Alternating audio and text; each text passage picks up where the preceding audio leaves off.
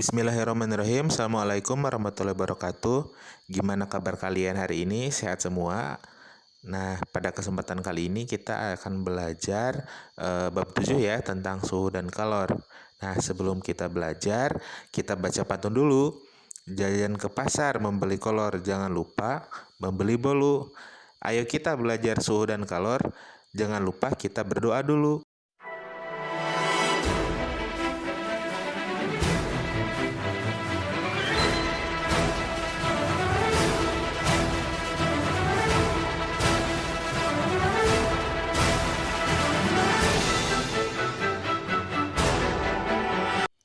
Nah, pada bab 7 kali ini kita akan belajar tentang suhu dan kalor.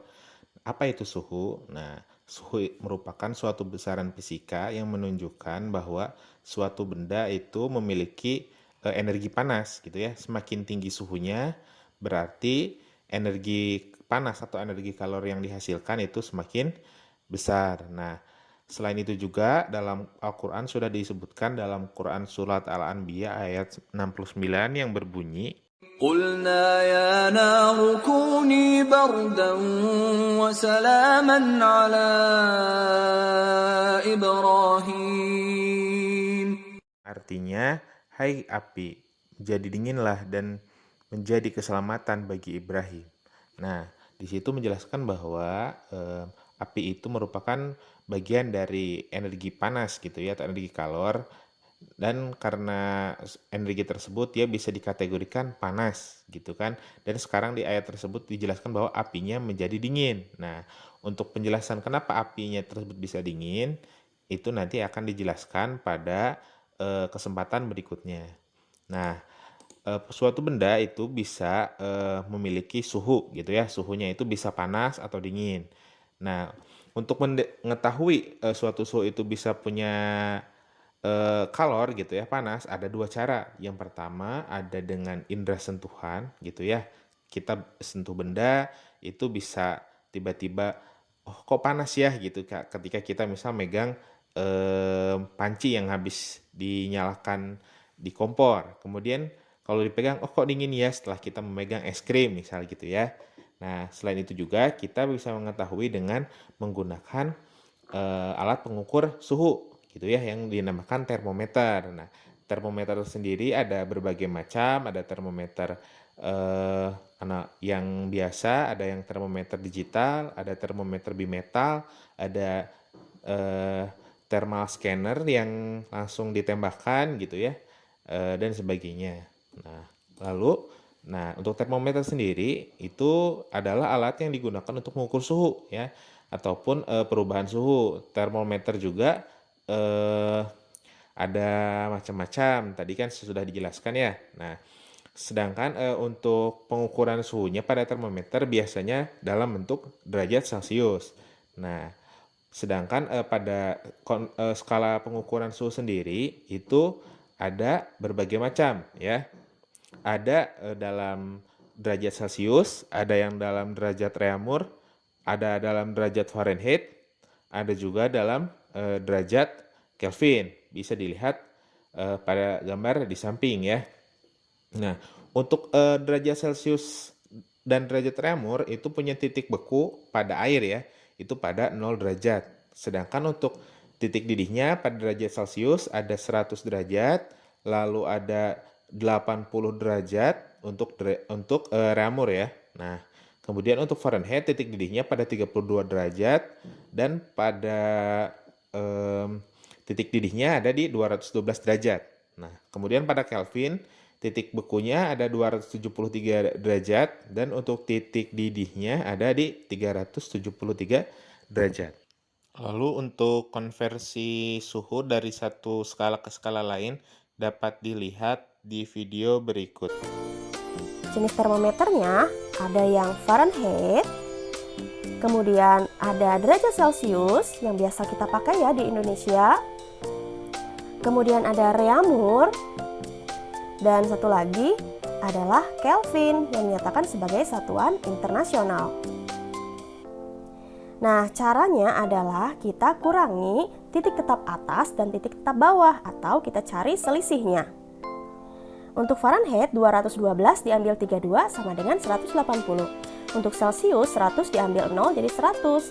Reaumur 80 diambil 0 jadi 80 dan Kelvin 373 diambil 273 jadi 100. Nah, karena nilai ini masih terlalu besar, kita sederhanakan ya. Mula-mula kita coret dulu nolnya. Nah, kemudian karena angkanya masih besar, kita bagi 2 juga. 18 bagi 2 jadi 9, 10 bagi 2 jadi 5, 8 bagi 2 jadi 4, dan 10 dibagi 2 jadi 5. Nah, nilai-nilai ini adalah skalanya. Jadi Fahrenheit skalanya 9, Celsius 5, Reaumur 4, dan Kelvin 5. Nah, sekarang kita akan membahas latihan soalnya terkait dengan konversi satuan suhu. Sebuah zat cair diukur suhunya menggunakan termometer Celsius. Diperoleh angka 40 derajat Celcius. Nyatakan suhunya dalam satuan Reaumur, Fahrenheit, dan Kelvin. Mula-mula, adik-adik harus mengingat keempat jenis termometer yang tadi ya. Ada Fahrenheit, Celsius, Reaumur, dan juga Kelvin. Dan jangan lupa skala-skalanya harus diingat juga. Ada 9, 5, 4, 5. Yang pertama akan kita bahas adalah mengubah dari 40 derajat Celcius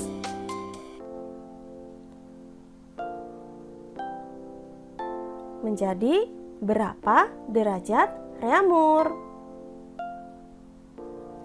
Nah, karena yang diketahui adalah Celsius dan yang dicari adalah Reaumur, maka keempat jenis termometer ini tidak semuanya dipakai ya. Jadi yang kita gunakan adalah C atau Celsius dan yang R atau Reaumur. Nah, sisanya tidak kita gunakan. Nah, sekarang untuk yang dicari adalah R. Jadi R diambil titik bawahnya R yaitu 0 dibagi yang diketahui adalah C. Jadi C diambil titik bawahnya C yaitu 0 juga. Sama dengan untuk sebelah kanan adalah nilai skalanya. Dimulai dari skala R yaitu 4 dibagi skala C adalah 5. Kemudian R diambil 0 ya tetap R, dibagi C diambil 0 juga tetap C. Sama dengan nilai sebelah kanan tetap sama ya, tidak berubah, yaitu 4/5. Nah, sekarang yang akan kita cari adalah nilai R. Untuk mencari nilai R sama dengan 4/5. Kita akan merubah C yang tadinya di sebelah kiri, sekarang diubah menjadi ke sebelah kanan dengan cara dikali C. Jadi R sama dengan 4/5